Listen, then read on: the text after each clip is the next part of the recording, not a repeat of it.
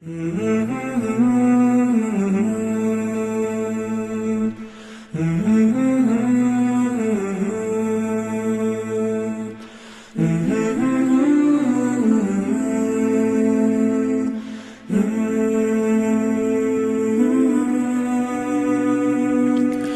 a time of darkness and greed, it is your light that we need. You came to teach us how to live. Muhammad, Ya Rasulullah, you were so caring and kind. Your soul was full of light. You are the best of mankind. Muhammad, khayru khalqillah. Sallu ala Rasulillah, Habib al-Mustafa.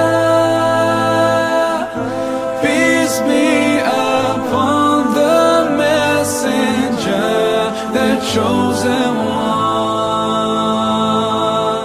From luxury you turned away, and all night you would pray, truthful in every word you say. Muhammad, Ya Rasulullah, your face was brighter than the sun, your beauty equal by none. You are Allah's chosen one. Muhammad, khayru khalqillah. That the word tajir was actually started by Muhammad sallallahu alayhi wasallam. The word tajir is instead of simsar in the times of Jahiliyyah. Now I'll say I'm not an expert on this, and mashallah there are many mashayikh here, so I have to be very careful. So this shows that this kind of work is receiving a great deal of attention. It is being received by a number of people, old, young, men, women, from different parts of the world, different faiths, and so on, because they see the importance of this project. Now, what do we mean by, what National Geographic has actually done is also, they have produced recently a book for kids out of that 1,001 inventions, so that can be used in the schools and families and so on, rather than go and follow the same pattern of women's lib and suffragettes and so on. Fight your way into the society. You don't have to fight, my good sister, because all you need to do in a Muslim society is to say, I want my right, which was 1,000 years ago, and you'll feel many times better in taking that right, because it gives you what we call, in brackets, equality in society. Muslims now are a candidate for improving upon the world, because they're starting to build their nations. Now I want to look at that. And how can one say, why is it, how did this world in the past manage to live in an economic stability situation? What kind of development, what kind of institutions? And you find that it is actually the individual behavior, the individual person, the human resource, the quality, the unit quality of a human society is what counts. And I tell you one thing, it is linked also a little bit with Oman. You'd be happy to say. Oman? What has Oman to offer to the world? Stability of the economy of the world? How could the Omanis do that? Well, I'll tell you one thing. The behavior of the Omanis, your great-great-grandfathers before, they had a special characteristic in their trades, the way they used to conduct their business. Assalamu alaikum wa rahmatullahi wa barakatuh. The Islamic Information Center and Sultan Qaboos Higher Center for Culture and Science welcomes and thanks for the attending this forum of talk on the subject 1001 Invention, Discover Muslim Heritage in Our World, by our brother Professor Salim Al-Hasani. We thank him deeply for accepting our invitation to share us this knowledge on this subject as well as other subjects pertaining to Muslim heritage, which he will deliver during his visit in the coming days as well. May Allah reward him for his efforts in bringing to light the richness of Islam and its history. Before going on introducing our distinguished guest, we will begin by the recitation of the Holy Quran by Brother Ahmed bin Salim Al-Hasani. فليتفضل. أعوذ بالله من الشيطان الرجيم. ولقد آتينا داود منا فضلا يا جبال أوبي معه والطير وألنا له الحديد أن اعمل سابغات وقدر في السرد واعملوا صالحا إني بما تعملون بصير. ولسليمان الريح غدوها شهر ورواحها شهر وأسلنا له عين القطر ومن الجن من يعمل بين يديه بإذن ربه ومن يزغ منهم عن أمرنا نذقه من عذاب السعير. يعملون له ما يشاء من محاريب وتماثيل وجفان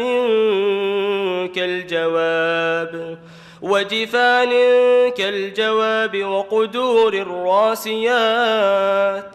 اعملوا آل داود شكرا وقليل من عبادي الشكور.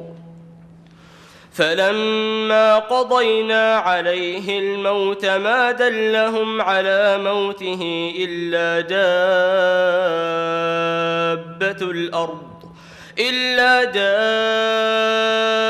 دابة الأرض تأكل من سأته.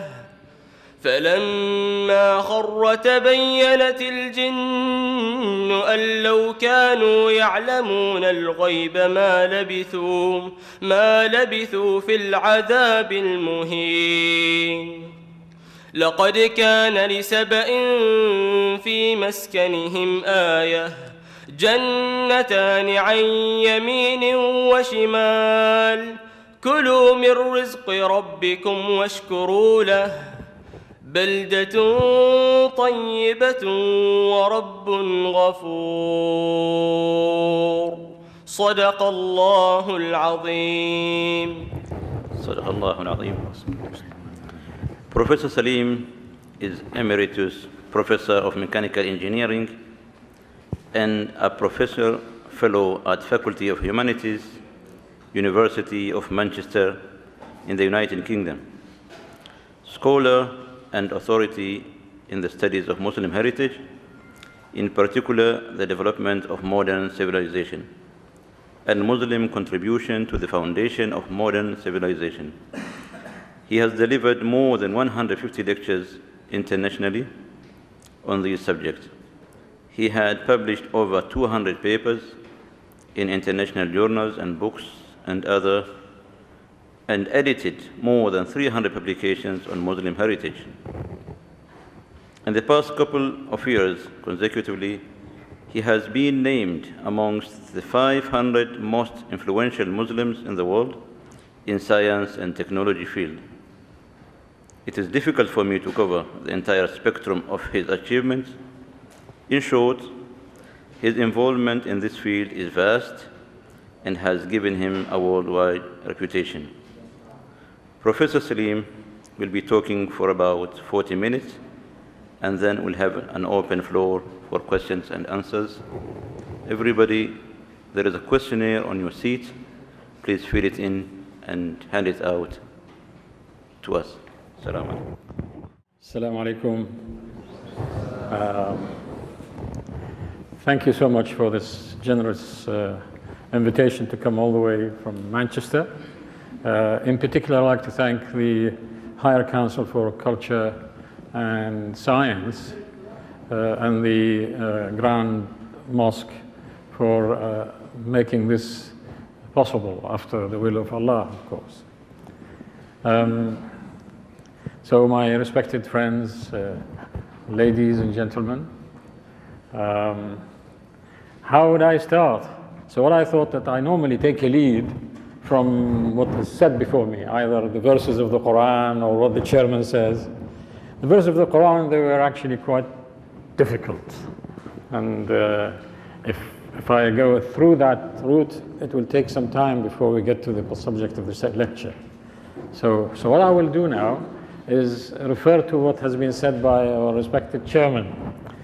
What you have noticed, he has praised me so much, right? Did this, did this, did this, did this. And why is that? Because he wants to position me in a respectful place in your mental model. So you can listen to me with respect, right? So respect is very important for people, right?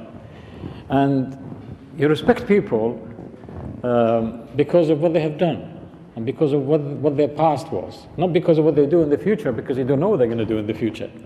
So normally, people are identified with the things they have done in the past. So the past is extremely important. Like individuals, societies, families, they like to be appreciated for what they have done. And by not appreciating them and sidelining them, airbrushing them from history, they get very angry. And that's no good.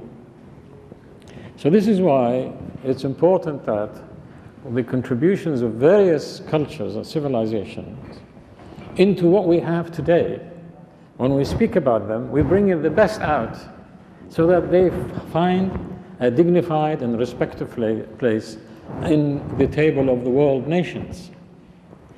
So if he has overpraised me, I don't deserve that much, but alhamdulillah for everything. May Allah bless the work that we do and bless your work and put a lot of barakah into all that you do.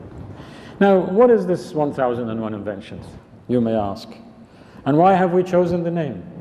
And what do we mean by Muslim heritage? You know, because so these are very carefully chosen words. I'll come to them in a minute, but I think in order to what we call enhance the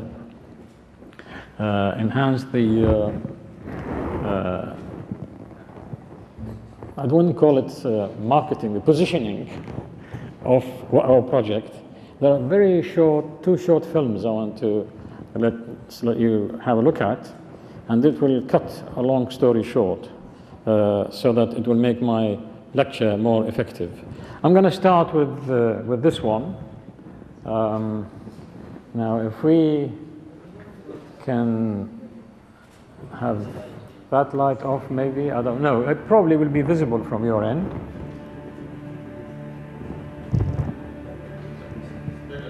Take a look. If you dare. Could I have the lights off, please?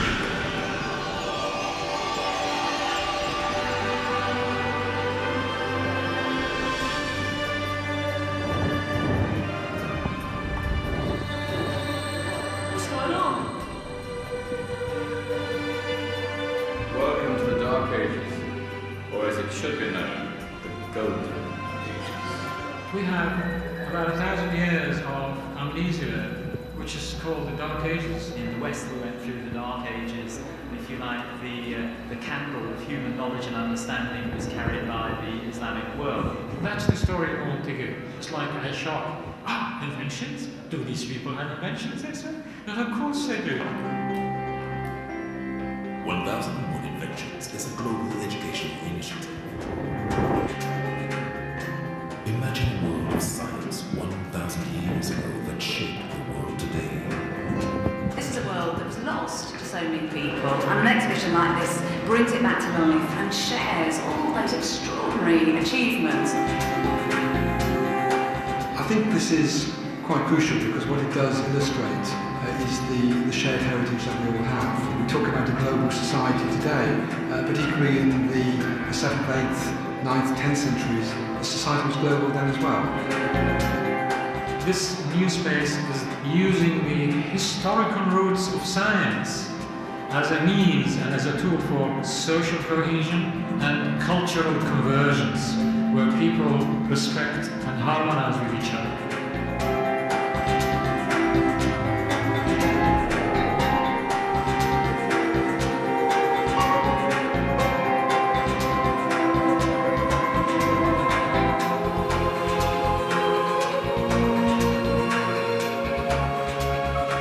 Excuse me, where are we going? From darkness into light, my young friend. From ocean onto land. There are things you should know. Oh, yes, indeed.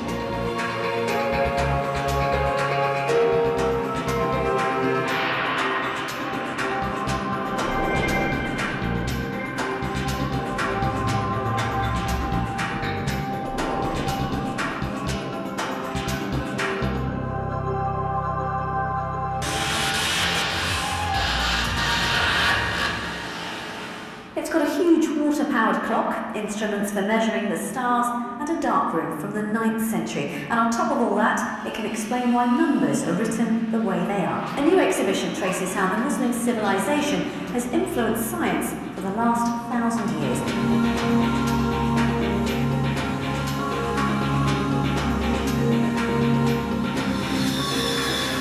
It's a wonderful teaching resource we've now got here. We've learned how to translate words from English to Arabic in a matter of seconds. If they never thought of any of this back then, we would have been having like cameras and cinemas nowadays. The exhibition is a blockbuster. In London, we had 450,000 people through the doors, similar number in Istanbul. Here in New York, we're beginning to attract large numbers of people into the Hall of Science.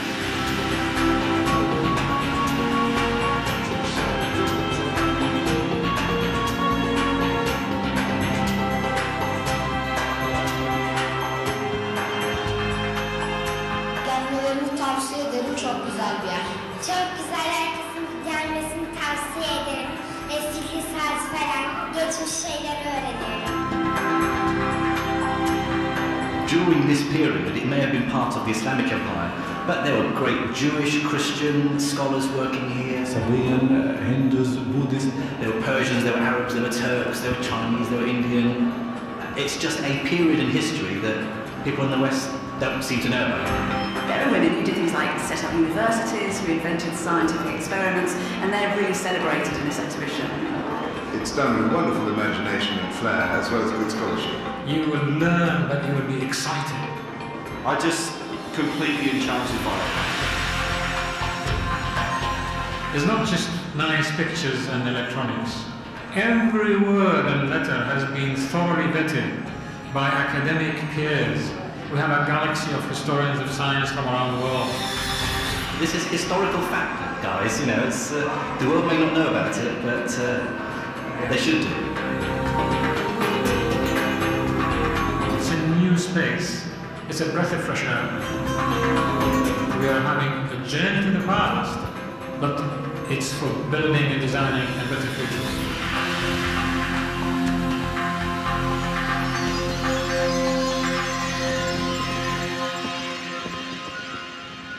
Right. It had actually come to the Arab world, and I'll just show you some comments which were done in Abu Dhabi last year. And I will be shorter.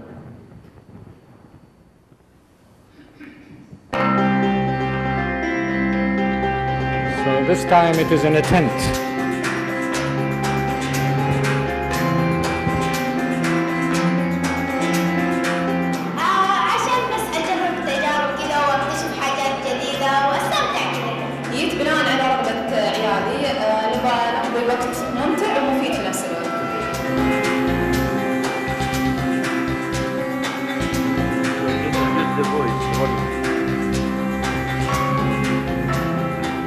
العرض كان وايد حلو ومبهر جدا، يعني كان شيء كبير. I really like it a lot and I'm gonna tell everybody about it. هذا العرض كان مبهرا. إنه عرض ذهبي طبعا كثير كان مميز.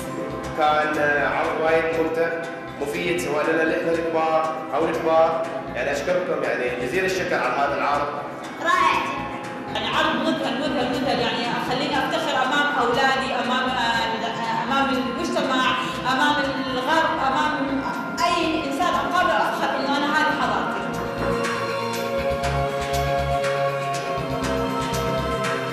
عرفنا بالحضارات الإسلامية القديمة اللي إحنا ما كنا نعرف عنها شيء، أو الجيل الحديث ما عاد يعرف عنها شيء. It's wonderful to learn about where it all began. عندي بنتي أكبر واحدة في أولادي دائما تقول أبغى أخترع شيء. فبعد صراحة بعد ما شفت هذا العرض أنا فخورة إني أخليها تشوفه مرة واثنين وثلاثة عشان أشجع فيها هذا الروح اللي أنت الاختراعية فيها. صدفة يعني رسام وتصميم إنه هو يحفزني وإنه أنا أبغى أكون مثل العلماء القدماء.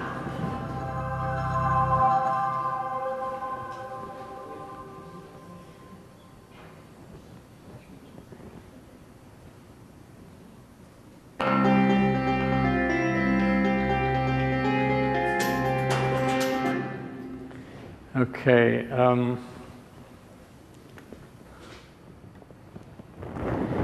Now I'm going to start my slideshow.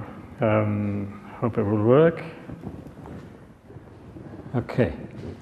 That introduction was really meant to introduce ألف اختراع واختراع, the idea of 1,000 inventions. And it was not just giving an exhibition. This exhibition was based on a book which we had written to suit the ordinary public mind, although it is based, as you have seen, based on thoroughly investigated, peer-reviewed work by reputable people, historians of science, who had to make sure that what we are saying in here is not exaggerated. And the work that we have done through our foundation is non-religious, non-political. It has people from various cultures and different faiths. We're all working together. This book is the first edition, then the second edition was published by us, and then later, last year, the third edition was published by National Geographic. Now, for those of you who know National Geographic, you know that they never publish anything but their own work. This is probably the first time in history that they would publish a book which is a third edition published by somebody else. So this shows that this kind of work is receiving a great deal of attention. It is being received by a number of people, old, young, men, women, from different parts of the world, different faiths, and so on, because they see the importance of this project. Now, what do we mean by, what National Geographic has actually done is also, they have produced recently a book for kids out of that 1,000 inventions, so that can be used in the schools and families and so on. Most of the material is from the book, but is simplified so that so mature children will be able to enjoy it and understand it. And hence, when the exhibition comes and goes, you still have the continuity of the material in the schools and in the public domain. Now, we've already seen a lot of crowds and so on, but it's been appreciated by a large number of heads of state, by politicians, heads of institutions, even some celebrities, like the Mayor of London, even people like, Condoleezza Rice, when she saw what we're doing in New York, she said, you've created something entirely new. This is a new space of dialogue. What she meant is that people have dialogue in interfaith. So you have interfaith dialogue, and then you have also interpolitical dialogue. But this is a new dialogue, which is a space of science.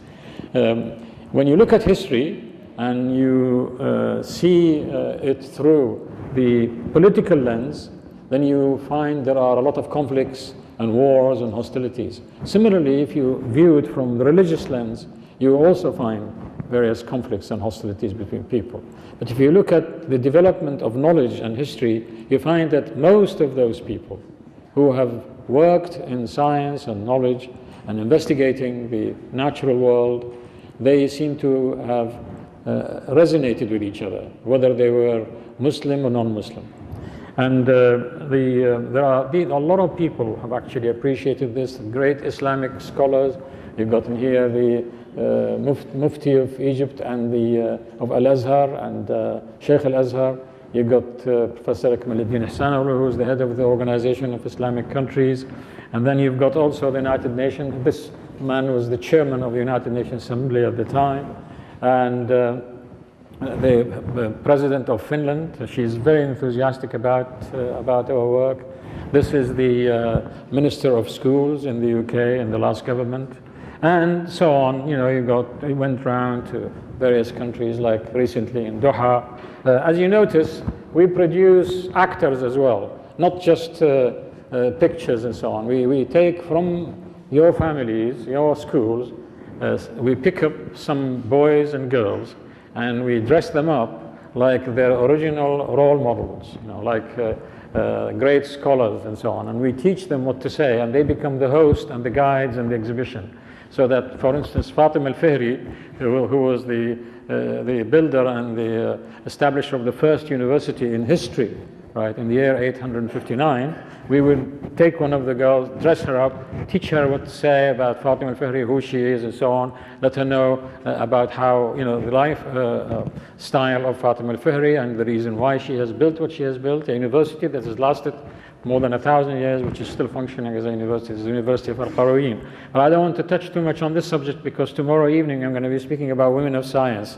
So, you know, it's good to see women here today, but I think you'll probably be a lot more inspired tomorrow when we focus more about the contribution of women in science through Muslim history.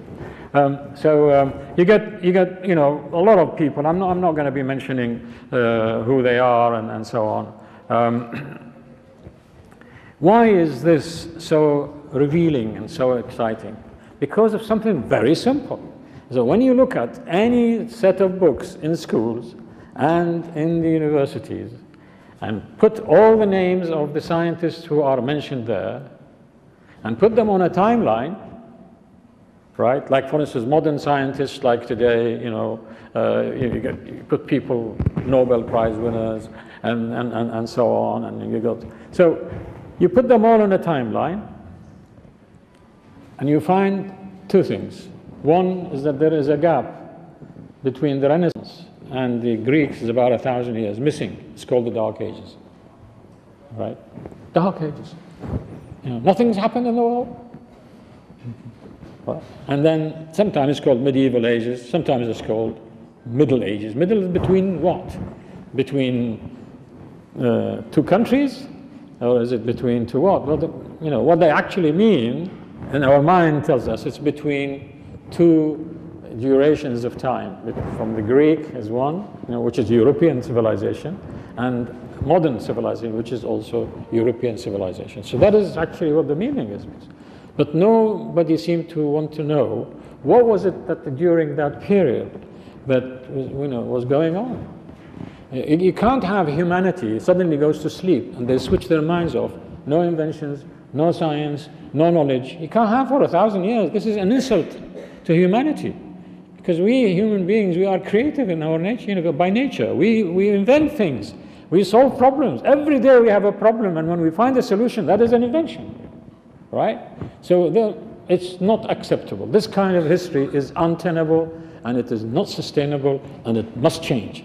And people in the West are beginning to change it. And I hope that people in the Muslim world, they should take a lead in changing and enriching their syllabus by making this sort of... so why is it that therefore it's important? Because it causes a big problem. The problem is, if you are brought up in Europe and you are a European, you develop a sense of superiority complex. You feel that you are superior more than other people. And this superiority feeling gives you sort of an attitude which makes it easy to dominate others.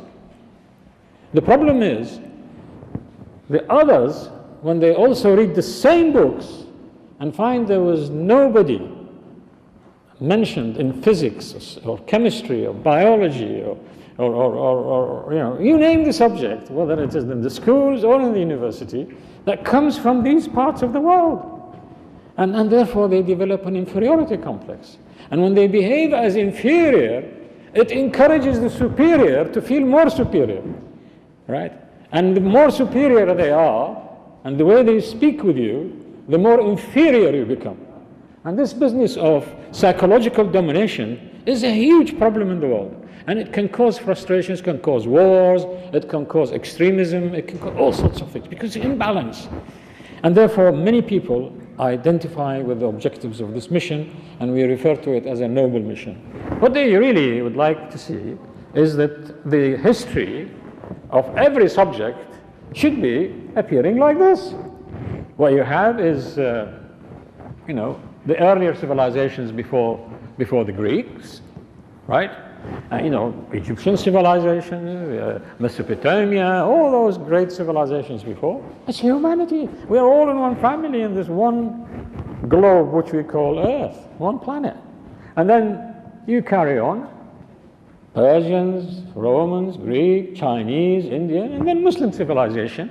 And then after that, we have the Renaissance in Europe, which was asleep. Europe was asleep for 1,000 years, but not the world, right? Europe was. And then they get triggered and wake up, and then you have the Industrial Revolution, and then you have modern day civilization. So that is, I think, you agree with me, is tenable history. And you can get many examples. You can populate this period by many names of great scientists, great technologists, great thinkers from different parts of the world. If we just take the Muslim world, and when we picked up in random some of them who are, you know, in about 600 names. Now, you can't read them deliberately because they're always questioned, but just to show you the crowd. Each one of those could well be elected as a fellow of the Royal Society in London if he or she was alive, right? That's how great these people were. And some of them would be also elected to be Nobel Prize winners. They become Nobel laureates. And some of them, I'm going to expand this, some of them even very much more conspicuous and powerful.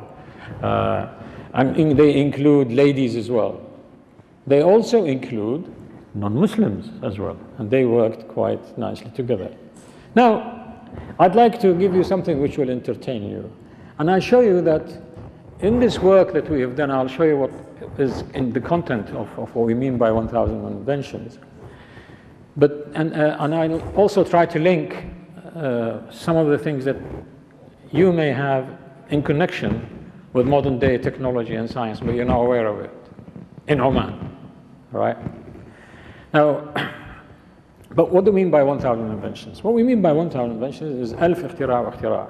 This is meant, it was deliberately, the name was deliberately chosen so that it can hit at the model, you know, at the mental model of a typical Westerner who have been brought up in that superiority feeling, without them deliberately feeling superior, but because it's subliminal. And subliminally, when they see people like me, or like many of our great bearded friends in here, I see quite many of them, mashallah, or great women there who are wearing the hijab. When they see that, you know what comes into their mind straight away? The hikayat, you know, the stories of Alf Layla wa Layla. 1,001 nights. And 1,001 nights is Ali Baba and the 40 Thieves, Sinbad the Sailor, Flying Carpets, Aladdin and the Genie lamp, you know, Aladdin. And of course with women belly dancing. And that's what they like. You know.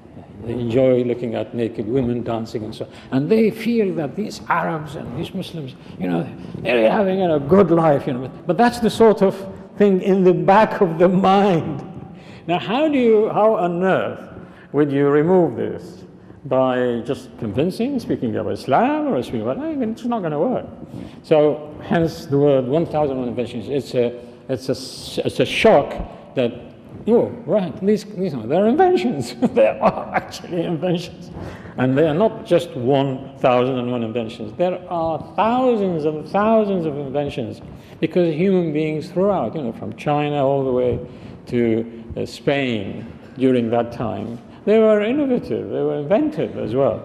So, and what do we mean by Muslim heritage? The word Muslim heritage, we deliberately choose that rather than choosing Muslim civilization or Islamic civilization. What we mean by Muslim heritage is what Europe has inherited from Muslims. Because in this timeline, right, the timeline that you see, if we're sitting there in Europe in the modern day society, and then you've got all this, we enjoy a lot of inventions, we take them for granted, and you look back, you find the first, in terms of timeline, the first one is the Muslim civilization.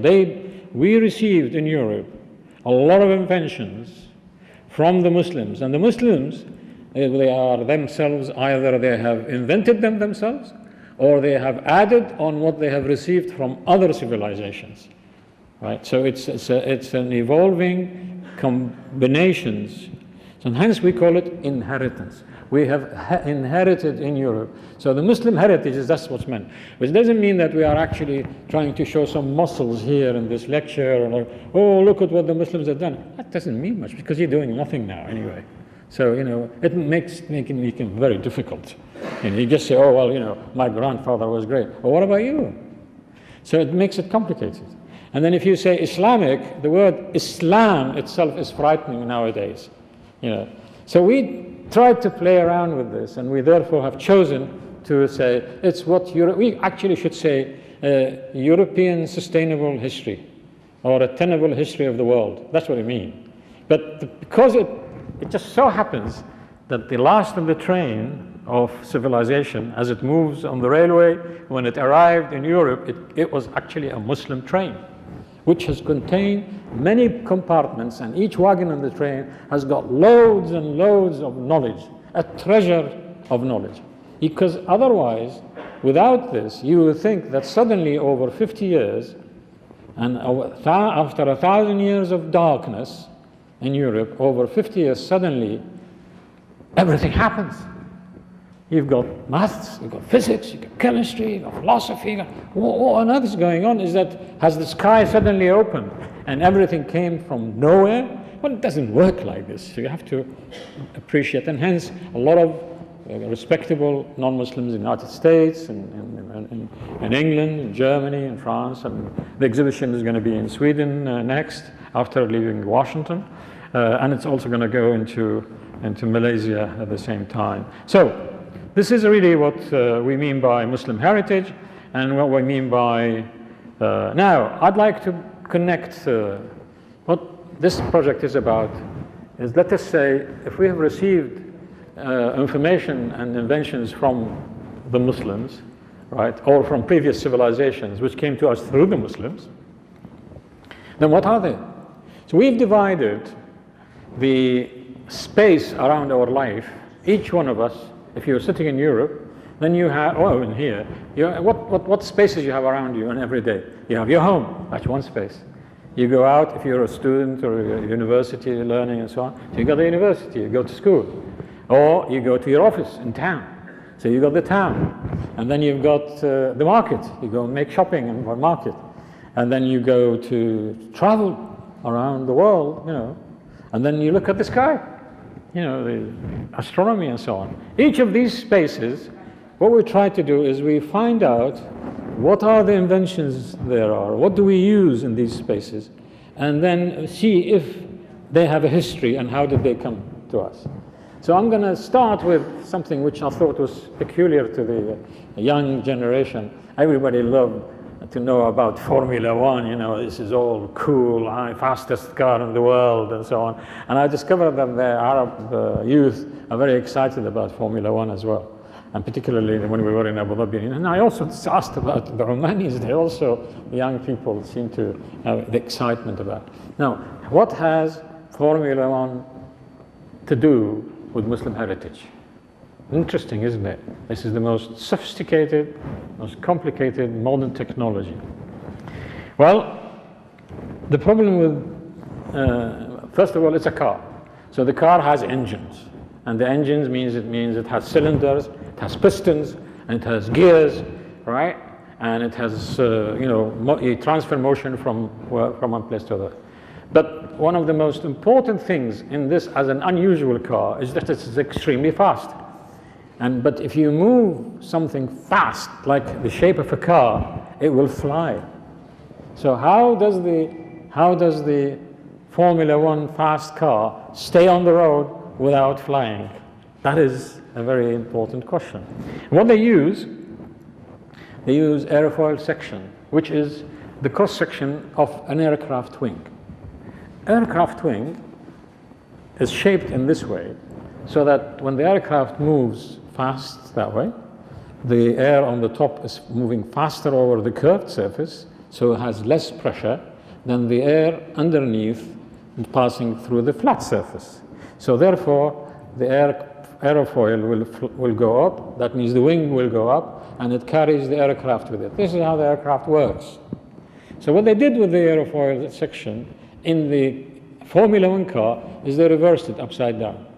So they have the spoilers in the front, right, and also at the back that make the wind goes faster under the car so that it is less pressure.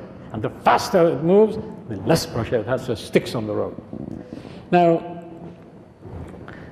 where does the aerofoil section come from? That's an interesting question. Actually, I only learned about this recently when I saw some films by, there's a very famous program in the UK, everybody watches there, it's called Top Gear. And there are some interesting characters. A guy called Hammond is the shorter guy in this series who shows how cars work and so on. He said something which was very exciting. He said that the origin of this is to do with the Latin sail, Shira' al-Latin. And Shira' al-Latin is the triangular sail which has been invented from this part of the world. Why this is such an important sail? This sail, when the wind comes to it, it curves like an aerofoil section, so that there is a differential in the pressure from one side to the other, and it will tend to move in a certain direction. By maneuvering it, turning the boat on the one side or turning it the other side, you can move this boat, right, by moving it side by side, and the wind is coming in front of you. You can actually move zigzag and travel against the wind. So the wind is coming that way, but you are actually traveling against the wind, but by using the zigzag principle. This is the principle that Ibn Majid used when he took Vasco da Gama from the Cape Horn in South Africa to take him to India. Because if he had to wait for the wind to change from west to east, he would have had to wait for another 6 months. But by getting this kind of technology, Ibn Majid was able to maneuver the ship into that way. So you see how linkages can actually happen. So I'm very excited about that. Now the other one is the fact that this is an engine. Any car engine has got 6 cylinders. And what you have here is a 6-cylinder pump which works on the water on a river, but it uses pistons, it uses connecting rods, it uses cams, and it was designed and made, manufactured by Taqiyuddin al-Rasid, who was originally from Damascus, but when he did that, he was in Istanbul. Now, he got it, this was in the year 1550. He got it from, the ideas was earlier from Al-Jazari, who was the first to design a water-raising system which converts a rotary motion into a linear motion. And then made the first suction pump, as you see here, which is moving right and left and hence suck the water. This kind of technology was actually responsible for future generation industry. And therefore it's very exciting when you're able to get from the manuscripts, you understand what the manuscript says, understand the diagrams, understand the units, because there are no SI units in those days. You don't use centimeters and millimeters and meters in those days. It would be fitr and dhira', right, and so on. And you have to work out how that will appear on a scale. And this is why using computers, you can actually do quite a lot of... Now, there is another very important thing in the Formula One, and that it uses worm and wheel technology. And the worm and wheel technology was, in fact, as old as Banu Musa in the time of the Abbasid, in the time of Al-Ma'mun. These great three brothers, they were innovators, they were inventors, they were mathematicians, and so on. So there we are. I'm going to move very fast on this. The technology of TikTok, of actually calculating time and counting time using this principle for in clocks was also discovered by and made by Taqi-ud-Din. I'm going to have to move very fast. This is a robot which will make people have wudu automatically. You know, you bring it in front of a guest, and then you put your hand on the beak of the ta'us, you know, the peacock, and then it will give you water intermittently, right, using this principle, which is a multiple flush, the same flush as we use in the toilets nowadays. Imagine it will flush automatically so many times. And it remembers how many times it has, because it has a certain amount of water. And when you've finished your wudu, it clicks and turns around and gives you a towel. Right? That was 1,000 years ago. Saving water. Right? It only gives you the amount of water you need each time. So it stops when waiting for you for the next round. So I know Oman is very keen on water preservation. I don't know where this new invention has come from, but I have a feeling it's something somewhere either from Oman or from somewhere like Oman, with people having the same attitude. And that is, how do you feed an animal in an area which is hot and the water is scarce? If you keep a tank open, it will evaporate. The water will evaporate before the animal comes. If you keep it closed, you have to be there to bring the animal and open it so that the animal can take some water. So there's a machine here which opens when the animal comes. It opens automatically, right? And then when the animal start to take water, the thing is that when it does that, see the water is actually moving. The way it's engineered, it makes the water level always constant, so that when the animal takes water away, the water rises again, and the next animal comes, and so on. So this is really a high respect to environment, to care for the animals, and also efficiency, so that the people can go and do some work while the feeding of the animals has taken place. Now we come to the spaces. In the book there are 7 spaces. And also these zones are in the exhibition. I hope one day it will come to Oman, where all families will enjoy it. Very excited. And also for the tourists when they come. Because when it went to Istanbul, by the way, for 7 weeks, it was visited by 450,000 visitors. Quite many tourists, but a lot of them were young, male and female. Some of the young ladies from Turkey, they were weeping and crying, because when they saw that for the first time, they have seen how women were so much exciting in the early years of Muslim civilization, how much they have done in various fields. So let's get this book. It is in Amazon. I'm not making propaganda here because I don't get 1 real or 1 penny out of it myself. So please, right? I don't even take any money from our foundation. I have to say this because you might think, oh well, he's making money out of this book and so on. Alhamdulillah, Allah has given me more than what I need.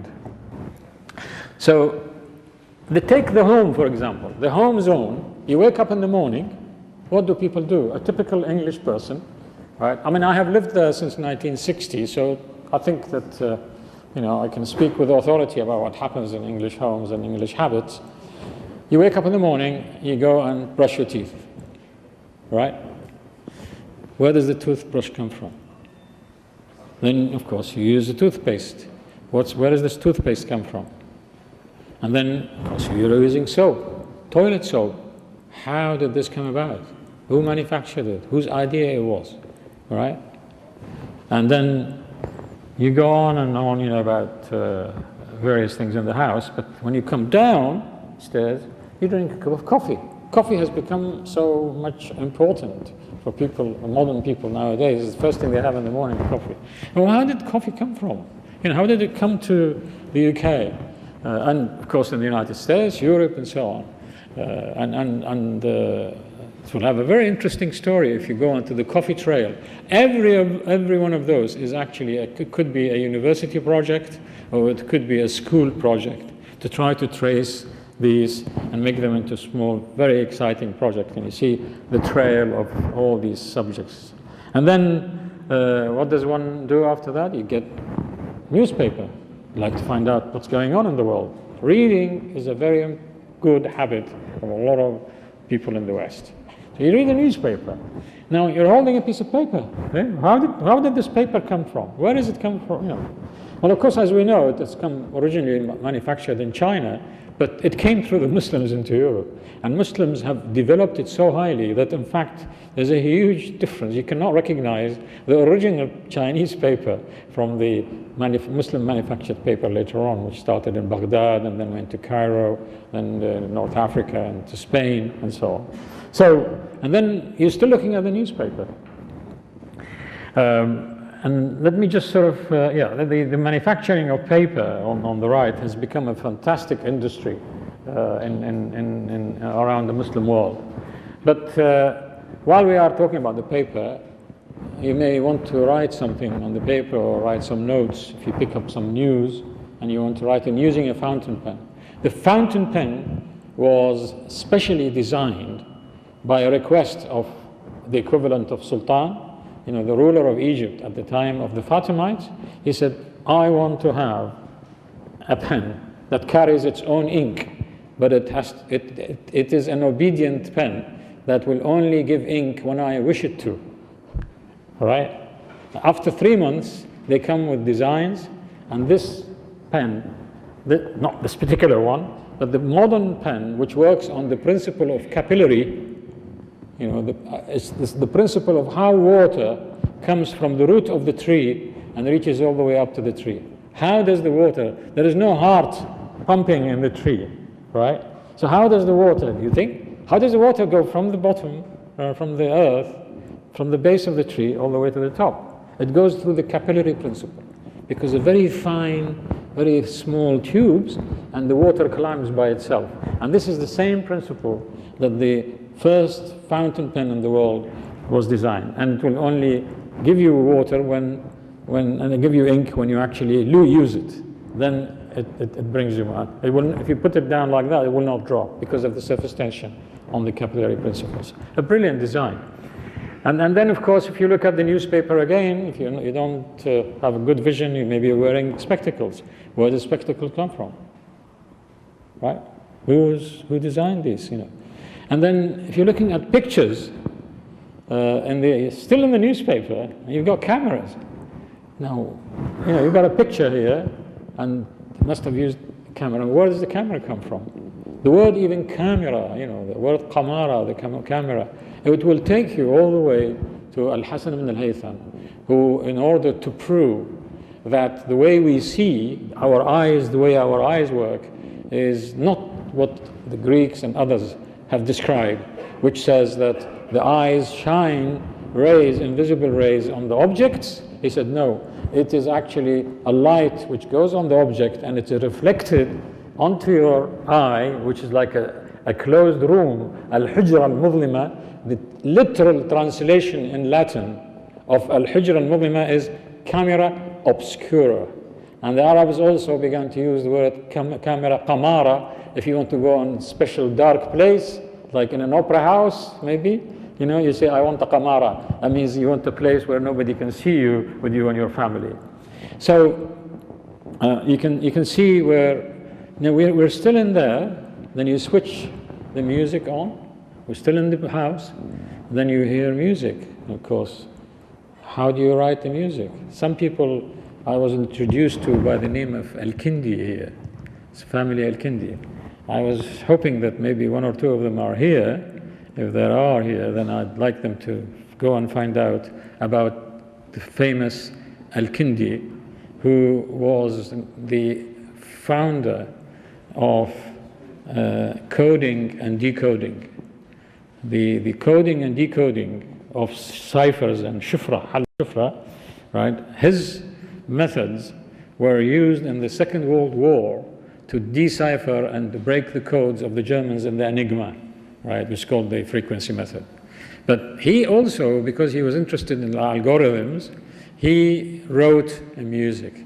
Now, when you speak about music, you speak about the musical scales, as-sullam al-musiqi, I'm told you use what we call do, re, mi, fa, sol, la, si, right? Is that right? Did I say it correctly? All right, some people say yes. Well, it strikes me that this is like dal, ra, mim, fa, sad, lam, si. Right? So this is where the connection with Al-Kindi comes. Let's move on. I don't want to carry on in the house, but if you go to school and various other areas, then you'll find similar very exciting inventions, which we still use today. Of course, the numerals that you have, 1, 2, 3, 4, 5, 6, 7, 8, 9. Now, the Europeans, they call it Arabic numerals. So there's no problem with that, you know. But actually, it's not Arabic numerals, because the Arabs at the time, when the Europeans have taken, they have taken it from the Indians. So they used to call it al-arqam al-hindiya, the Arabs used to call it the Indian numerals. But they twisted them and changed them, as they are now in North Africa, which is they like the European ones. And we, in this part of the world, and in Iraq and in Persia, we use the Urdu, or the other, the Persian, the other Arabic writing. But have you ever thought of how do we do calculations? In English, you write from left to right, okay? If you are doing it in Arabic, you write it from right to left, okay? Fine. Now, in English, you're writing 1, 2, 3 from left to right. Now, you try to do sums or subtractions, multiply or divide. What do? You start from the right to left. So there wasn't actually time to transfer, and it was just, we're still using the Arabic way of calculation everywhere in the world, right? So let's move on. And of course, algebra and so on. If you go to school, almost every subject there are, I'm not saying that everything, that's not right. It's be ridiculous to claim. What I'm trying to say is that there are things that we use every day that seem to be, they are being important to us, but we don't realize where they come from. And this is something that many people are interested in bringing out so that people begin to respect each other. And in many subjects. This particular picture here is very exciting. Ali Majar means, Majar is from Hungary. This scientist, Ali, who has drawn the world.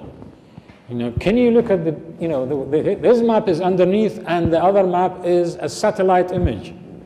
And look at the date, 1567.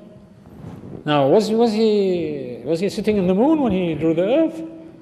Now, he would have used so many maps, thousands of maps, and reading the manuscripts and reading Rahlat Ibn Battuta and all these people to actually write down and make a map like this. It's such a fantastic resemblance of what we know about the world today. Right, now I'm going to move very fast. So in most subjects in schools, in hospitals, pharmacy, botany, zoology, right? You name it. Normal human beings who are interested in finding out about how things work, how animals work, how food works. It's natural that they are, as human beings, they are all like in the West, like in the East and so on. They would be interested in finding out and discover and make use of discovery so that they make an improved living. That's what it is. So we can't ignore it. And so it is obvious that you find in every subject, like dissection here of horses and finding out.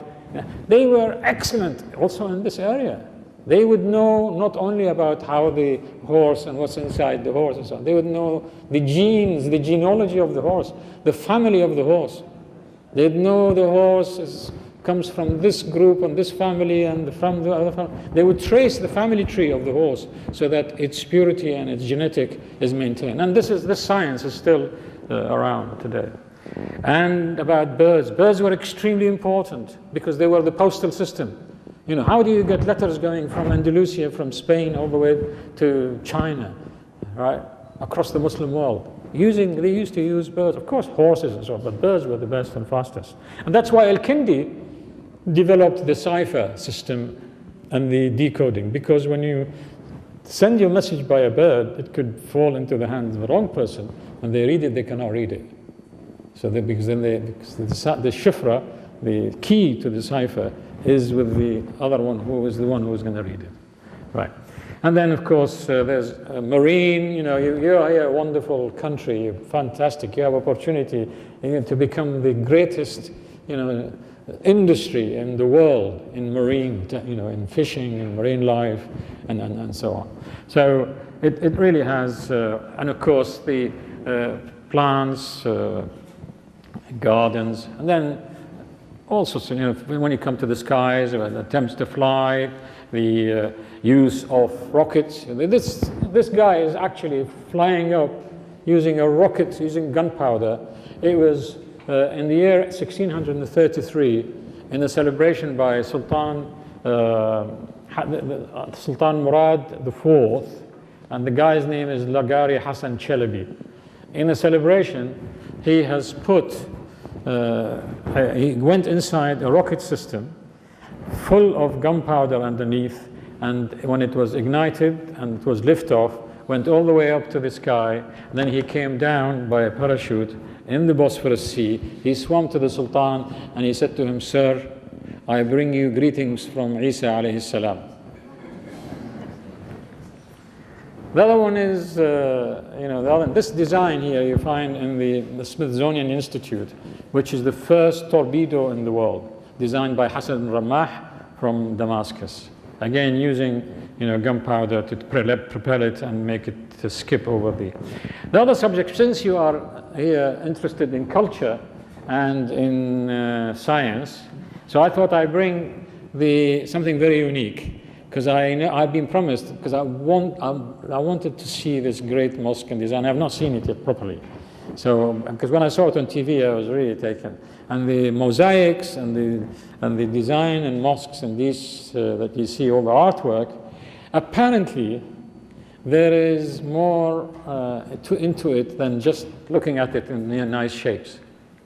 Recently, research in Princeton and Harvard, they have discovered some crystal structures using nanotechnology ways.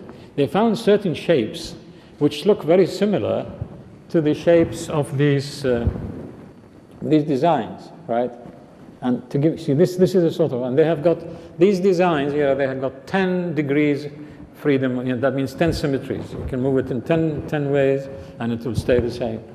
Now, they are very excited about it. How is it that in these mosques in Central Asia, and some of them are also in Spain, they have these designs? Because these people, they couldn't have possibly known about that. So the solution is that these are actually, you see, all these are all geometrical designs. They are related to solutions of, graphical solutions of algebraic equations. Right? There's no time here now to explain to you, but those of you who are really interested in maths and so on, and linking maths and art is a wonderful thing. It's like almost a secret, secret science. Now there are many triangles like that. But that brings me close to the end. Before I finish, that what excites me is that it's not only just the invention, because invention is invention, but it's the people behind this invention. What kind of people? Why did they do this? And you know, each of them had done an enormous amount of work. What was the drive, right? And you know, this guy, people are blind. We are told that there is a Braille writing. What do you mean Braille writing? Braille writing is very good, but it's not the first time, you know, humanity has a way of reading for the blind. You know, Muslims were very good at this. They used to use different principles than, you know, dots, you know, the pimples. They used to use rolled paper and put it on certain shapes and then stick it on the paper and it becomes raised and they can read this way and so on. So, you know, such an enormous amount of effort to try to learn and use this kind of technology. Later on, of course, was modified by Braille in France, and we call it Braille writing. Now, this one excites me. It really does. Because when I looked at this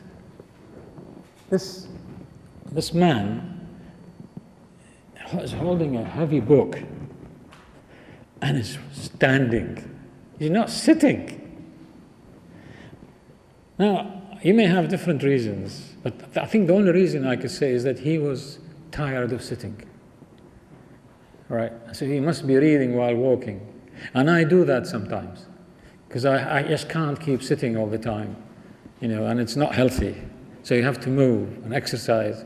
Like I said today, I need this here because I have to move around because I want to circulate my blood, because my heart is not very good. So, and the way the blood moves in the body is through walking, through movement. Because the heart pumps outward, it does not suck the blood back. You have to bring the blood back to the heart through walking and moving and through all sorts of other, well, that's a different subject. Now, so there is really, it's a story to tell here. What is it that makes these people do so much hard work that it doesn't even have, you know, time to have rest and still reading and learning? The only reason I could find, and there are others who support me and they think this is correct, and then that these people were driven by a certain mission in life. They were not driven by market forces like many of us now, that I want to become an engineer so I can get an employment and so I can get some money and so to live. Or I want to get a baccalaureate, right, so I can become a marketable person. This is life. I'm not saying anything against it. But what interests me is in those days, of course, later on the word baccalaureate came through education in the universities, and baccalaureate originally is actually from the word Arabic بحق الرواية. So the professor, when he give you a certificate that you finished your training, will give you بحق الرواية. That means you speak on his behalf.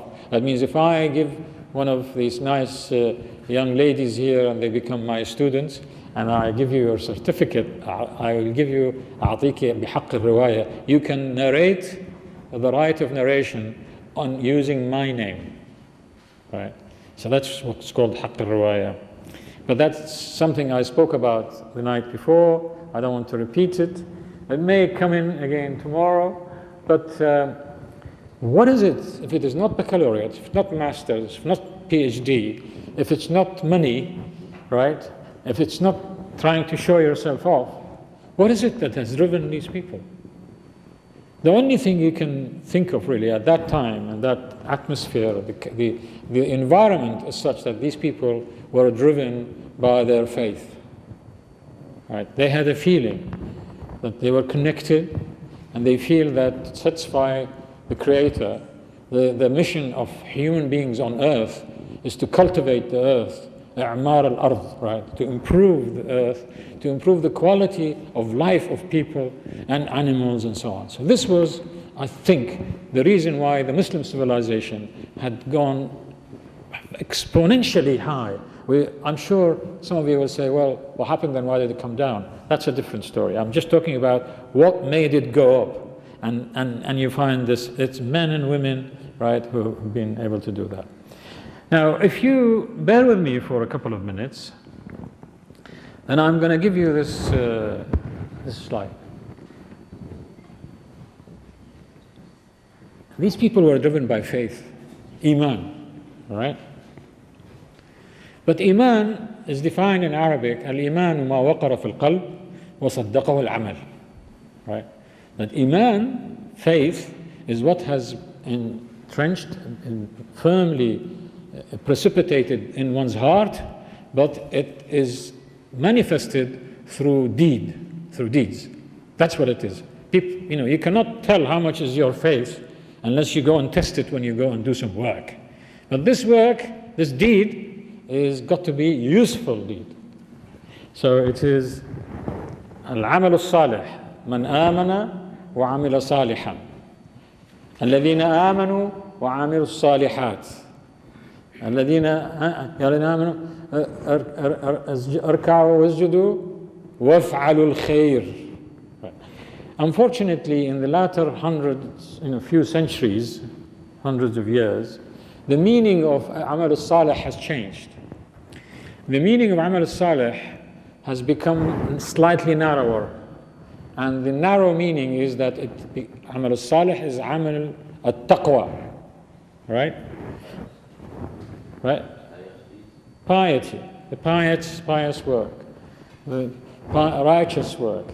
What I mean is that you read, if you ask some of our great scholars and mashayikh, because they are interested in building the iman of people, right? They have to strengthen the faith of people. So what they say is that you do more prayers, you do more Quran reading, you do more Qiyam al-Layl, stay all night prayers, right? And so on and so on. It's all about increasing your faith, but very little about what you do with this faith. Because in Islam, in those early years, when those great people, men and women, they understood that they are not supposed to be, Muslim doesn't mean you become a monk. You don't go there and worship God inside, right, a cave or inside a monastery up in the mountain, isolate yourself from everywhere, and you make i'tikaf all your life. That is not what Muhammad sallallahu alayhi wasallam, peace be upon him, has done. If he wanted to do that, he could have stayed in Ghar Hira and there all his life. He's come down and lived. And when you live, you get confronted with problems of life, and you get all sorts of, you face problems, and that's the test of your faith. That's then when you're facing real life, then the test of your faith, and your faith can become stronger also. So this equation is extremely important. I think that, as you all know, my friend engineer and many engineers around here and scientists, they say that efficiency, we define efficiency, what is efficiency in Arabic? Al-intajiyya, right? Al-intajiyya.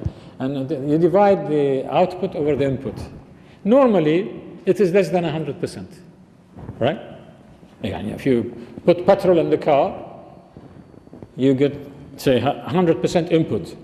But the amount of work, useful work you get out of that is a small fraction, because there is a lot of waste.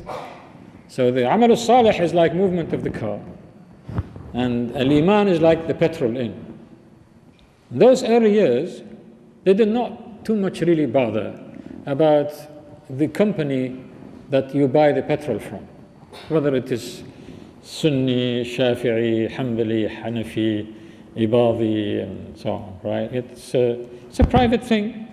You may like Shell, the other person may like BP, or Oman, or petrol, and so on. The important thing, the whole society has to get that car on the road and make it work usefully. They did that in those days, and that's why you find not only Muslims were working together, but they were also very closely working with non-Muslims as well. You find great doctors, chemists, scientists all working in harmony with their Muslim male and female friends to get the amal al-salih, right? Okay, I'm now through actually, but this efficiency, I will close in on this one. You know, I was told about a hadith saying of the Prophet sallallahu alaihi wasallam. He says, one day he asked his companion, he says, do you know who is the bankrupt? Yani, a hadith al-muflis. Who is the muflis? Who is the bankrupt? They said, the one who doesn't have money to give his debts. He said, no. He said, the muflis, the bankrupt, is the one who comes on the day of judgment and stands for accounting his deeds. And Allah, just opens his book, and then all these people come and they say, he has taken my money. And another one say, he has backbited me. And the other one say, he has hit me. And all that. But the guy who stands up there has actually done prayers all his life. He has fasted every month of Ramadan. He has went to Hajj and so on. The guy had got a lot of hasanat, a lot of good deeds he's done in his life. But what God does, what Allah does, is take away his good deeds and gives them to all those people whom he owes. And then he runs out. And then he still has no hasanat, there are no good deeds enough in his life to give. There are people still queuing, they want their hasanat, they want to have their, what they call it, their right. And then what Allah does, he takes their bad deeds and give him instead. And then he ends up in the hellfire. So this guy, in my engineering definition, he has a negative efficiency. He has 100% input, salah, so everything, right? Hajj. And then when it comes to muamala, dealing with people, his output is absolutely, negative. Not amal salih, it's amal fasid. I hope I have not transgressed over my great scholars here in Islam. But I also hope that you have enjoyed my presentation, and thank you very much for inviting me and being so patient in here. Thank you.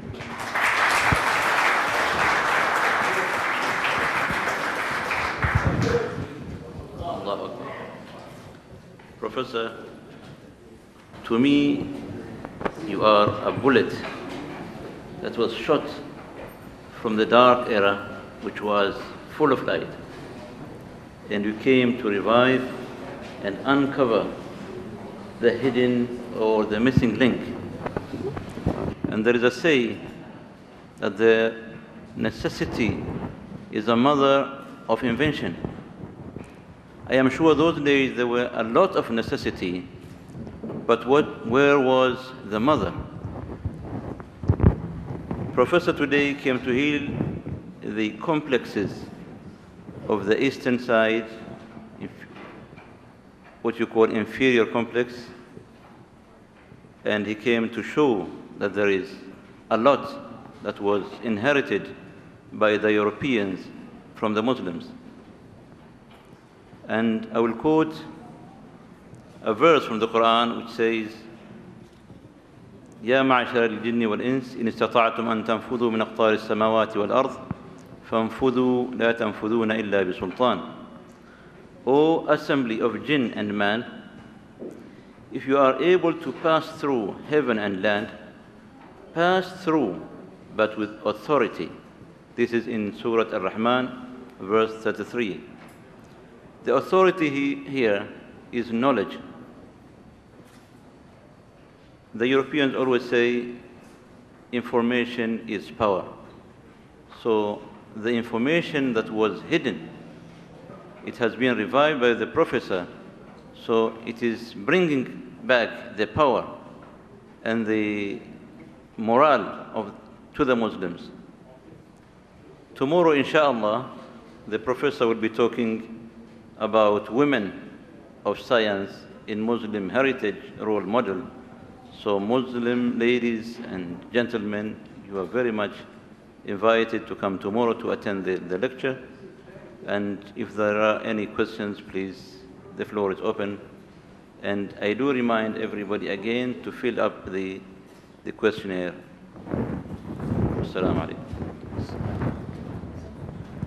For the book of the 1001 invention, there is a bookshop in city center by the name of Rawaj Al-Muttahida or Rawaj United. And for those ones who are interested, we can give them the number.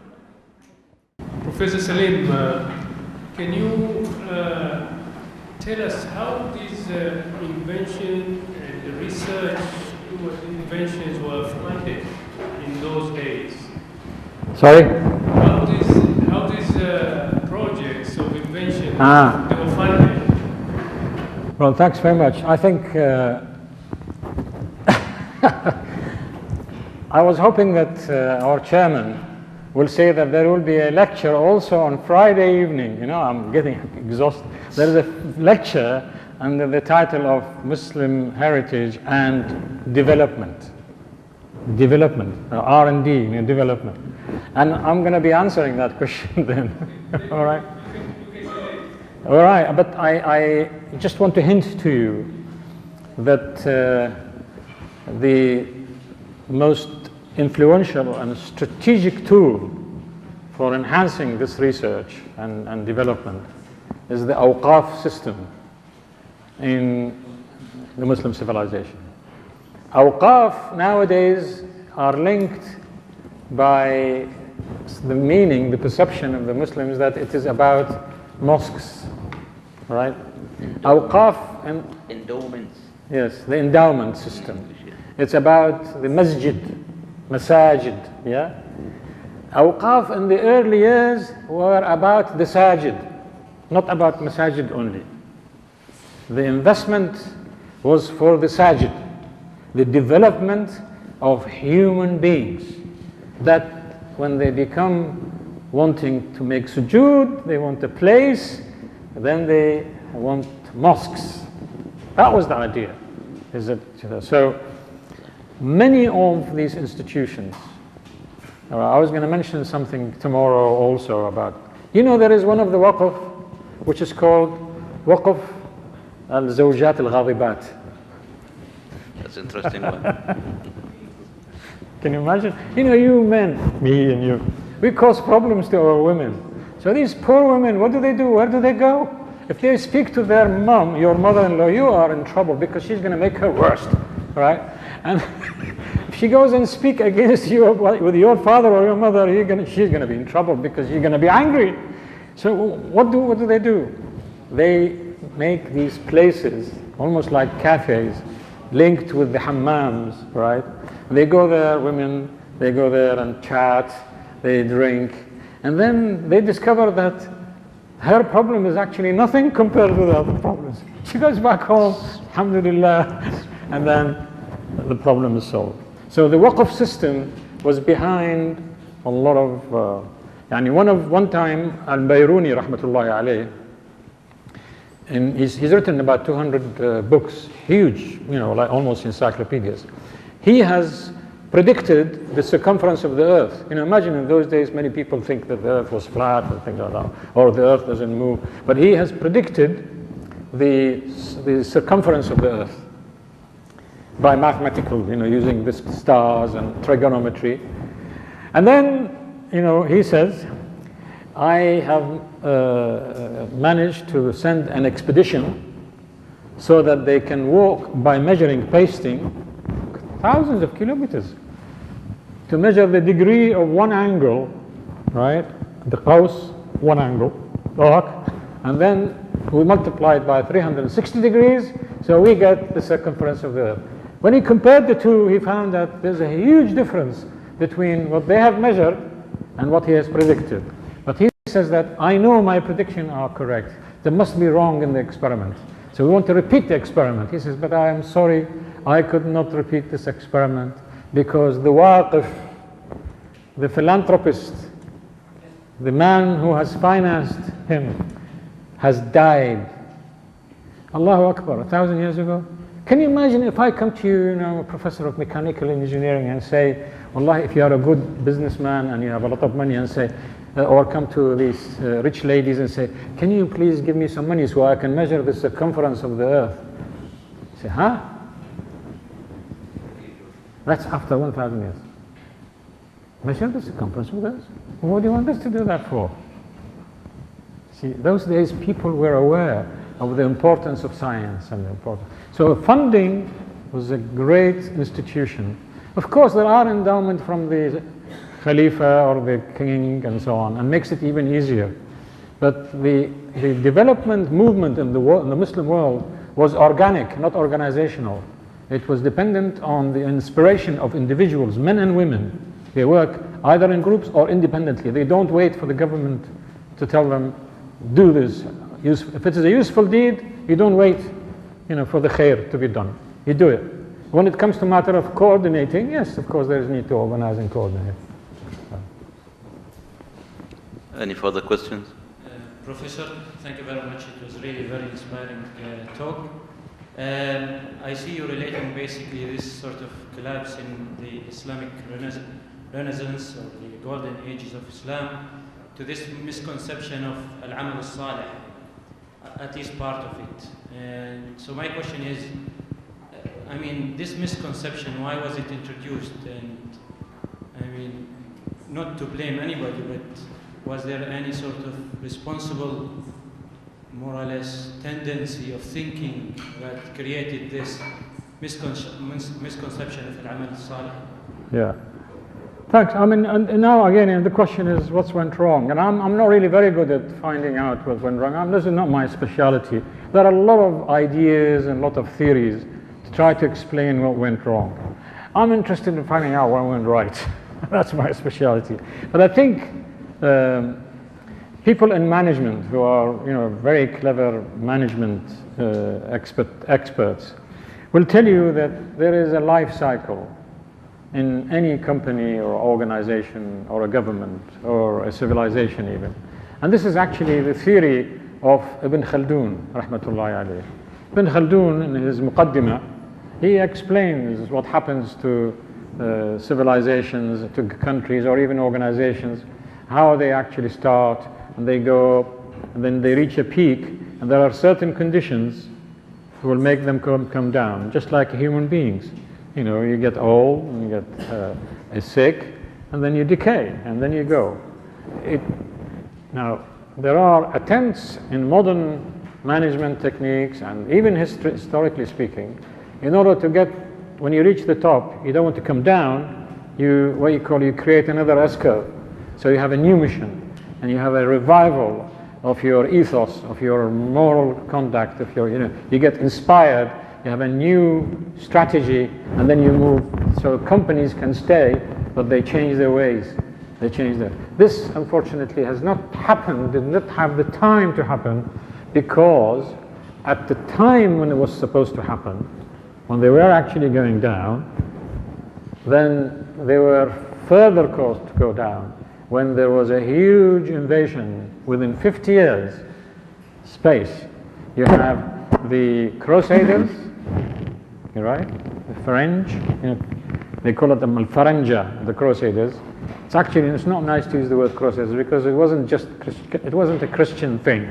It was really Al-Faranja. The Muslims used to call them Al-Faranja.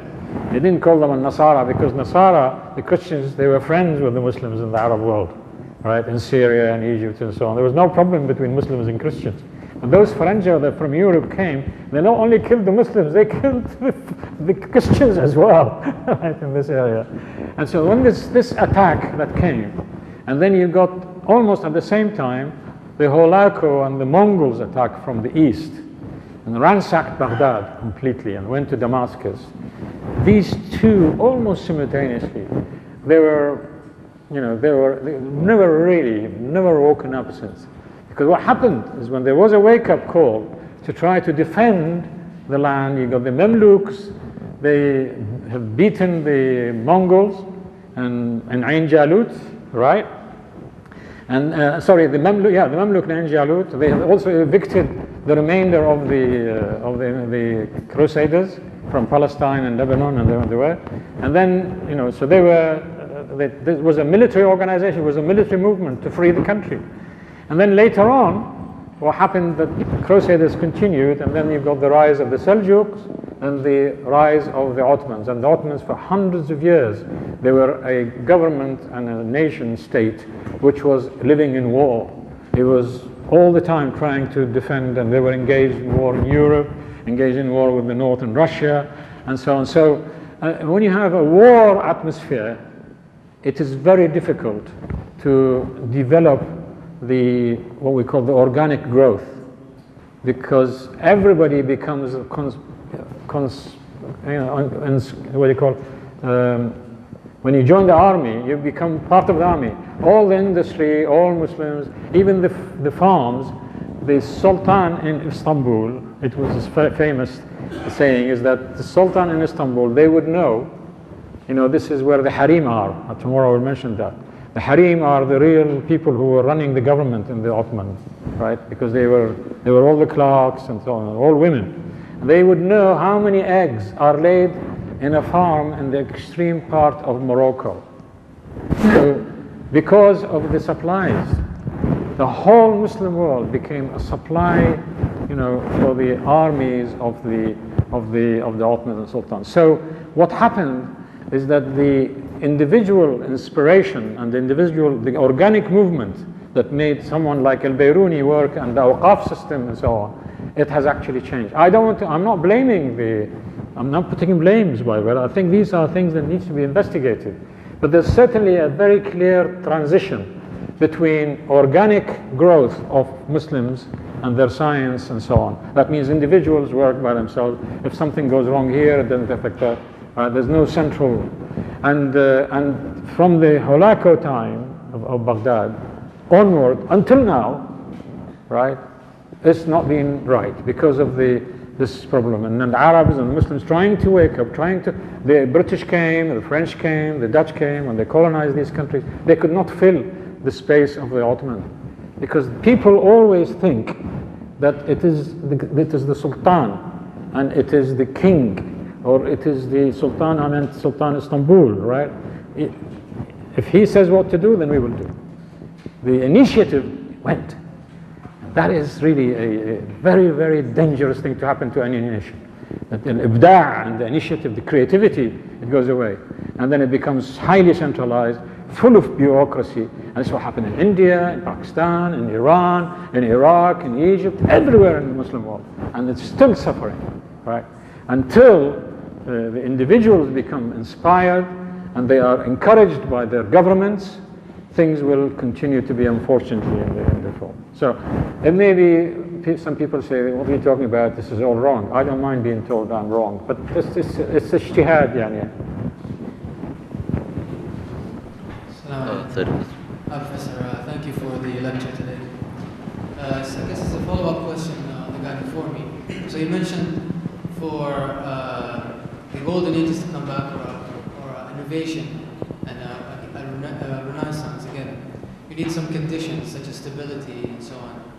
Now, recently in the West, what we've seen is the scientists have kind of distanced themselves from faith, which you mentioned in your lecture.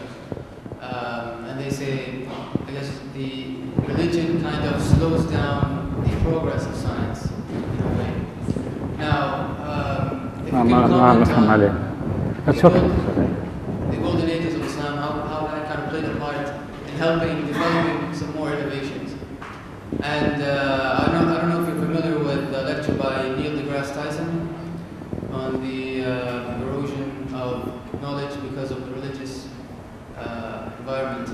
So you have an example, for example, in Europe, as soon as they kind of removed themselves from the church, the Renaissance started to move a lot quicker, I guess, and more innovations started to appear. Now, how does that kind of play a part in the Muslim world? Sorry, what's the question? And the Muslim heritage? What's the question? I'll try to elaborate the question.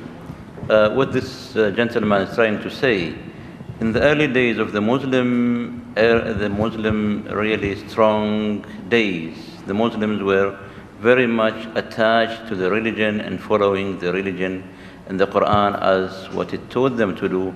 So this is why they were strong, they were innovative, their amal salih was really amal salih, I mean to really help and to the creativity and the hard working itself, it was motivated within, without waiting the material outcomes.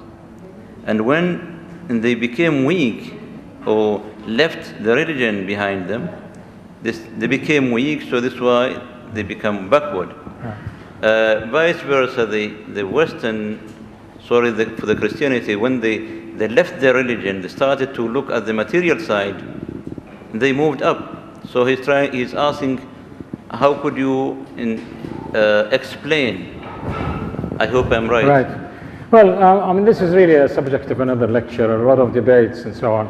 I have mentioned the idea of al-Iman and Amal Salih. It has to be useful, there has to be a balance.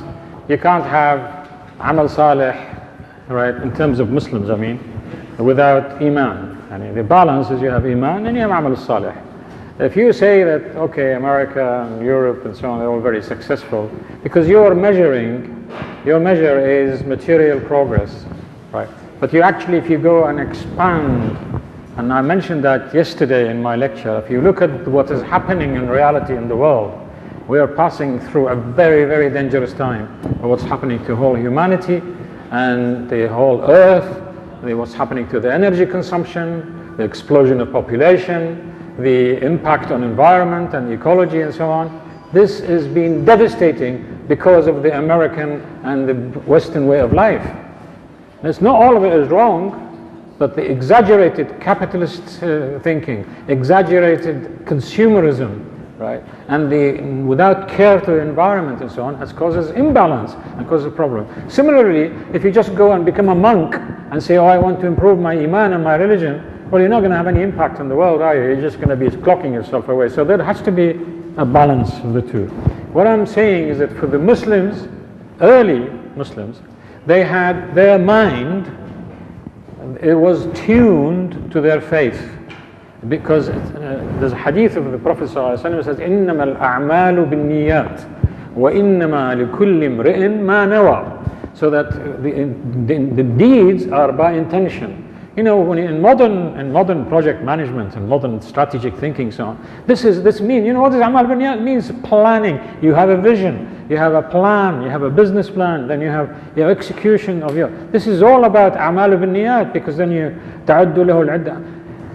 They used to have a good mind to translate what is in their heart. Nowadays, I'm sure we don't lack a lot of Iman. Alhamdulillah, everywhere you go, there are good people, good Iman, they pray and so on. There are millions and millions of them around the world. What they need is a checkup from the neck up. You try to think about that one. So we'll get the answer the day after tomorrow, inshallah. Any further questions, sister? Thank you so much, Professor, for this presentation. And first of all, I would really appreciate to see this exhibition here in Oman. Your exhibition that is all over the world. And maybe to get it coordinated with the Ministry of Education and maybe organize also some visits of children to this exhibition. This is a thought about the exhibition, and I have two questions actually. The first one is, are there other foundations such as yours which are interested in reviving or regenerating or talking about the Muslim heritage all over the world? And are you cooperating with them for this purpose? The other thing is, maybe you will address it, or you have already addressed it in your other lectures, which is how about now and how about the future? I do believe that we have scientists, Muslim scientists, who are achieving or who achieve that they are still alive, but who are not listed, who are not put in the front of the scene, and therefore we are missing an occasion to get inspired and to get empowered about whatever they are doing or what they have done. We have lots of Nobel Prizes from the Muslim world, and in the same time, we are suffering, our countries, Muslim countries, are suffering from what we call the grey matter flying away of these countries, and they are being hosted by the West mainly, and also they are also put or celebrated for most of them. I read today only that among the 10 most eminent young innovators in the world that were celebrated in MIT, there were a couple of Muslims, or at least from Muslim culture. So, as we are doing so rightly for the Muslims of past times, are you thinking to do the same or similar things, and get like this Muslims? Okay. Well, thanks very much. A number of questions. I think the first one is about other foundations and so on. We hope that other foundations will be established and grow. But our role, we are not a foundation for history and so on. What we do, we are users of information which is manufactured and brought out by other foundations. So if you like to see us, we are like a factory. We have a production line. The raw material comes in from manuscripts and from publications out of those manuscripts, peer-reviewed in respectable journals, and then take this information and we reproduce it so that it suits the end result. If it is a film, make a high-quality film and so on. If it's a book, make a high-quality book. If it's for kids, teaching resources, exhibitions and so on. So this is what we do. But we use the scholars, and there are many foundations around the world who are the suppliers. Each of them is, like universities and so on. So, but what our role is we use all this to try to produce a production line to get output, because there's nobody doing that. Right. Now, there are huge problems, of course, in the academic area. And the problem is, I'll give you an example. It's like you have a big minefield of gold outside Oman, but people are not exploring it. In terms of manuscripts, there are a minimum of 5 million Arabic manuscripts in the world today. Do you know how many of them are edited? Yeah, you know what I mean by edited? It made it possible so you can read it. To look at, because the writing is difficult and so on, to make sure some of them are not clearly written, some of them the scribe has made mistakes. It is properly edited. There's only 50,000. 50,000, the whole of this Muslim world, the whole of this millions and millions, trillions of money, dollars and pounds and so on. 50,000, which is what we have today. For the last 100 years we have been working on, and some of the best work has been done by non-Muslims, by the way, right, to edit them in non-Muslim universities. And when you look at this 50,000, analyze them, you find the highest number is about what? It's about religious arguments. About, each madhab, each school, they want to bring their own points, so they give money to the editing, and they make this manuscript to find out, like for instance, I give you a very simple example, Rahmatullah alayhi, Sheikh Ali Yahya Muammar, who, by the way, I have made Hajj with him in 1968, right? He has authored, he has حقق كتاب الجيطالي, the book of Jitali Rahmatullah alayhi, which was called Qanat al-Khayrat. Now, what is the drive of this Qanat al-Khayrat? Because of his madhab. He wants to bring out, the madhab. And similarly, if you go to Kitab al-Shafi'i, right, and then people funded all these attempts, right, and Shia, Sunnah, so you will find the highest number of, out of this 50,000 books about religion and theology. The next highest number is about political fighting, right, about dynasties and wars and so on. And then next highest is about shi'r, poetry. Arabs love poetry. Right? Love stories. But you know what? A lot of the poetry has been used like you use software today in computers. You know what poetry used to do for science? They used to carry knowledge. You have a mathematical equation and you want to give hisab and so on. You put it in a poem. And the poem has got certain rhythm and the grammar and the bahar and abhar, which you cannot change, but it is easily memorized from one person to the other. And this is how information used to be transported. It's the most efficient transporting system of information for hundreds and hundreds of years. So some of the work that we want to investigate, it can be found through shi'r. There's a book about materials and metallurgy, almost by chemistry. It's all shi'r. I think you also know Ibn Sina, most of you. Now Ibn Sina has had a very famous book called Al-Qanun al-Tibb, Qanun al-Tibb, Al-Canon, stayed as a textbook for 350 years in Europe. But you know, there is another Qanun he has written. It's all poetry. The whole of the information of his medical encyclopedia is written as poems. And the poems can be easily memorized by his students and stayed like that. So, but then, what is the next highest is not what remains now. We are looking at various other subjects to try to find out about engineering and finding about women and finding about so. So can you please tell whoever has got money and also authority, think of exploring the remainder of 5 million manuscripts. This is your history.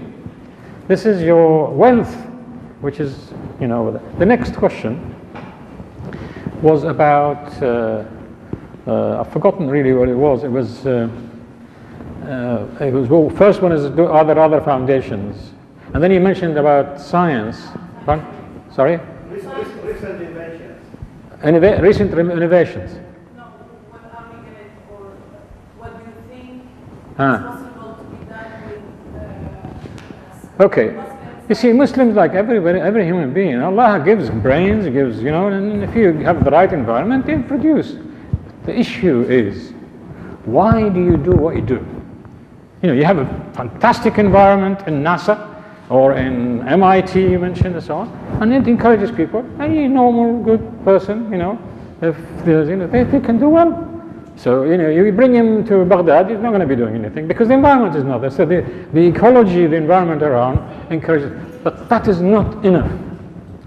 You see, what is required is the innermost inspiration of the scientist and of the engineer, of the poet, of the lawyer, of the mother, of the father, of the businessman. This is what counts. I know someone who came to Oman here. And he wrote to me, he's non-Omani. He said, I came to university and there was something I wanted to do because I want to express my deen. I don't care whether it is Oman or so on. I know it is not my country, but I'm going to do my best because it's an expression of my faith. And he says, you know, in Ramadan I have to work 6 hours. He says, but I had a project which has to finish and I have got to get this group organized. So I decided I'm not going to work for 6 hours, I'm going to carry on. So he wakes up early in the Fajr and he split his group into 2 sixes. The first 6 hours one group, the next 6 hours is another group, and they finish the project on time. Why is he doing that? Well, he could have said, if the Omanis themselves, if they don't want to, why should I bother? I'm going to get the same money, I'm going to be... But his inspiration, because he is driven by a certain thing. And this is what counts. If you want a proper future generation that is robust, resilient, and progresses very fast, it's very simple. Invest in the quality of human beings and make them believe what they're doing is also part of their faith. It is not, you know, when you are doing excellent work in engineering, it is also an expression of your iman as well. If you do it for the sake of Allah, right? I'm not saying you don't do it for money because you need to live. But that's, money comes. You have to have a higher. And I was given an advice by a very nice sheikh long time ago. Because we are in a mosque atmosphere, this is why I have to mention this. And it may satisfy our friend who asked earlier. When he realized I was in Manchester and a professor, and, sitting in those amongst the, he said to me, إذا أردت أن تعرف مقامك فانظر أين أقامك. All right. If you want to know your status in relations to God, try to discover, look at where He has placed you. In other words, you have to know your role in life.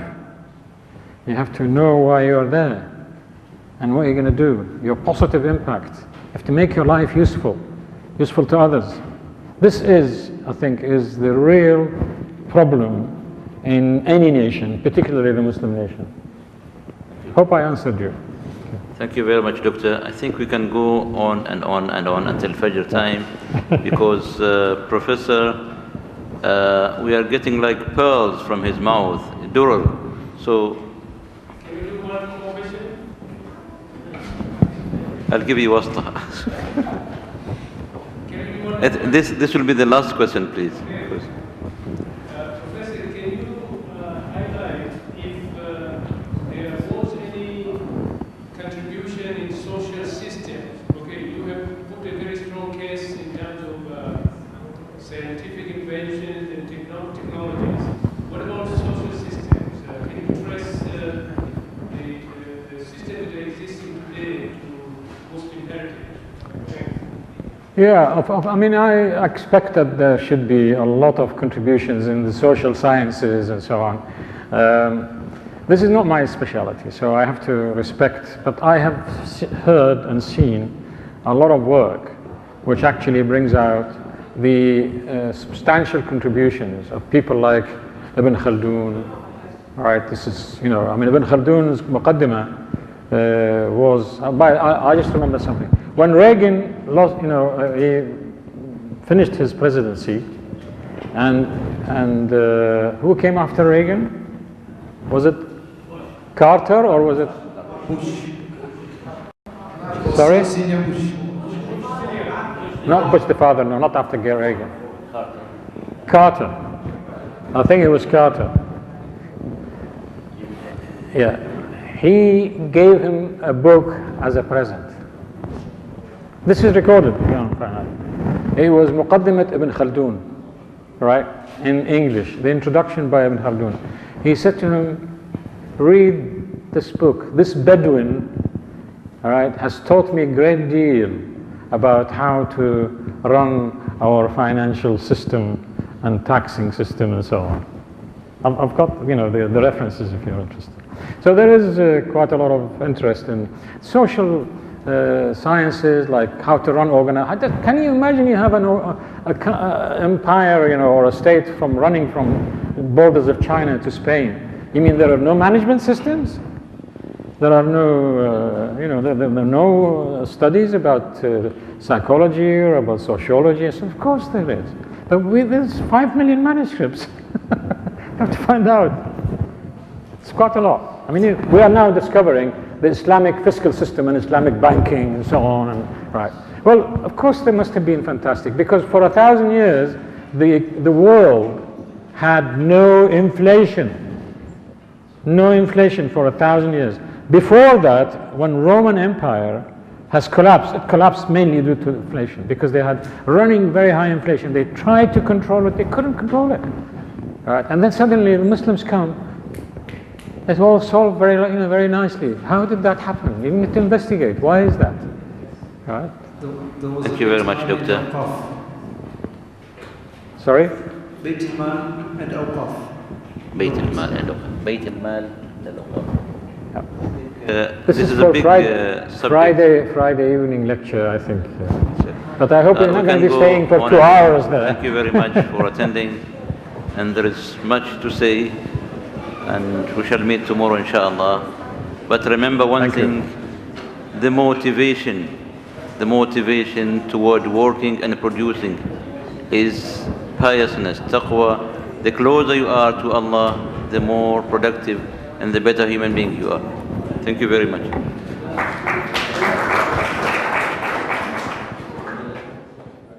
شراب